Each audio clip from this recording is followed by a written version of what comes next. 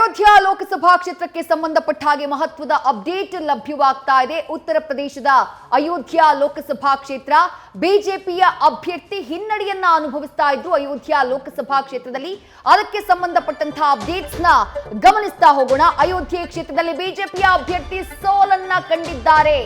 ಸಮಾಜವಾದಿ ಪಕ್ಷದ ಅವಧೇಶ್ ಪ್ರಸಾದ್ ಗೆಲುವನ್ನ ದಾಖಲಿಸಿದ್ದಾರೆ. 49,000 ಮತಗಳ ಅಂತರದಿಂದ ಅವಧೇಶ್ ಗೆಲುವನ್ನ ದಾಖಲು ಮಾಡಿದ್ದು ಬಿಜೆಪಿಯ ಅಭ್ಯರ್ಥಿ ಲಲ್ಲೋ ಸಿಂಗ್ ಸೋಲನ್ನ ಕಂಡಿದ್ದಾರೆ. ಸಂವಿಧಾನ ಬದಲಾವಣೆಯ ಮಾತನಾಡಿದ್ದಂತಹ ಬಿಜೆಪಿಯ ನಾಯಕರಲ್ಲಿ ಲಲ್ಲೋ ಸಿಂಗ್ ಅವರು ಕೂಡ ಒಬ್ರು. ಈಗ ರಿಸಲ್ಟ್ ಅಪ್ಡೇಟ್ ಸಿಗ್ತಾ ಇದೆ. ಅಯೋಧ್ಯಾ ಲೋಕಸಭಾ ಕ್ಷೇತ್ರದಲ್ಲಿ 49,000 ಮತಗಳ ಅಂತರದಿಂದ ಸೋಲನ್ನ ಕಂಡಿದ್ದಾರೆ ಬಿಜೆಪಿಯ ಅಭ್ಯರ್ಥಿ.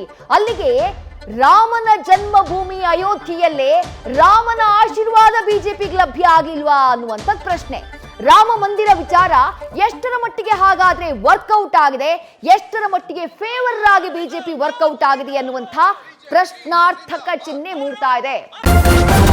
ನ್ಯೂಸ್ ಫಸ್ಟ್ ನಿರ್ಭೀತಿಯಿಂದ ನಿಮ್ಮ ಪರವಾಗಿ.